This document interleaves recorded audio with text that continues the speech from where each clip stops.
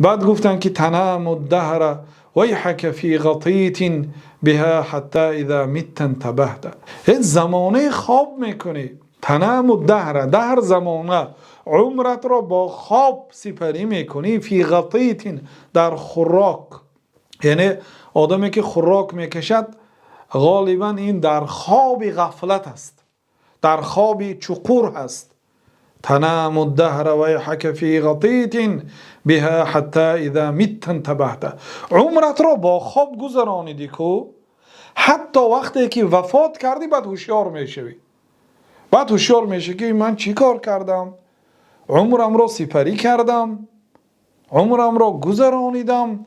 گفته بعد بیدار میشوی. چه خیلی که واقعا از بعض بزرگان آمده است، گفتند که الناس نیام فاذا ماتوا انتبهوا.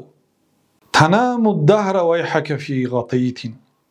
زمانت را با خواب میگذرانی. ویحک، وای بر حال تو. اگر ویحک گویان این کلمه تهدید است، لیکن در این نوع اشفاق است، نوع مهربانی، شفقت هست.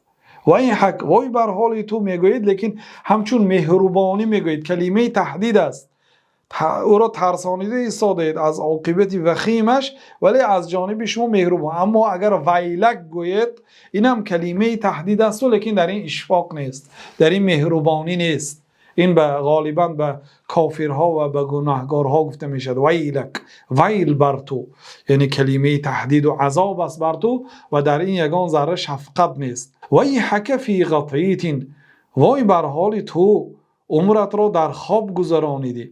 مصنف من ناظم میگن که تنام الدهر ویحک فی غطیت، حیاتت را با خواب گذرانیدی، وای بر حال تو.